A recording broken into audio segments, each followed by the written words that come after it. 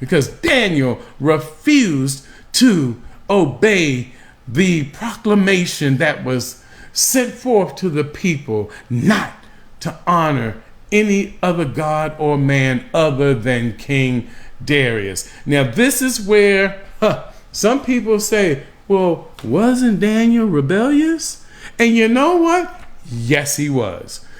In the only thing that counts. Now, for you folks that like to go to the book of Romans, where it talks about giving honor to those who are in leadership, amen. I agree wholeheartedly.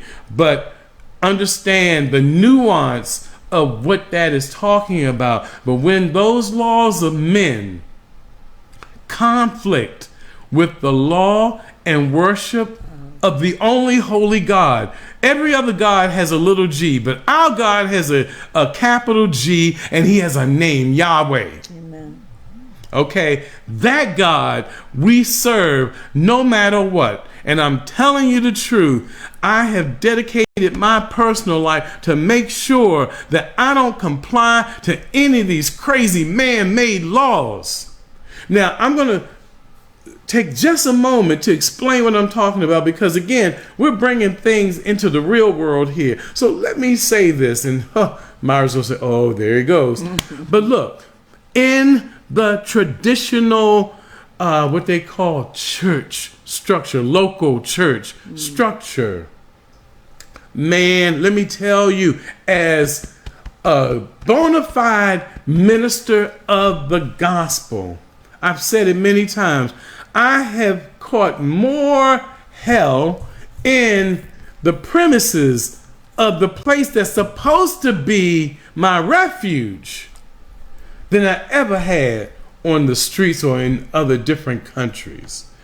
And I personally have had to stand strong and honor my conviction to my God and not comply to the sometimes wickedness and sometimes immaturity and sometimes the abuse of theology in order to represent God well.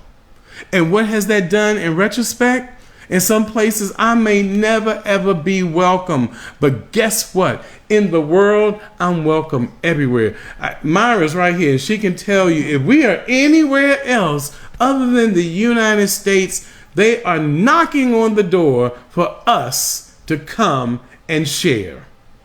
That's the truth. Because of conviction, because of faithfulness. We're talking about benefits here. God gives us benefits for honoring him. So listen to this. The king commanded, and Daniel was brought and cast into the den of lions. The king declared to Daniel, may your God, whom you serve, continually deliver you. So he was contractually bound to put Daniel in the lion's den. But let me show you what power he doesn't have. If you're really the king, you can break that law. You can. You can change that law. Okay? If you really understood your so-called authority and power.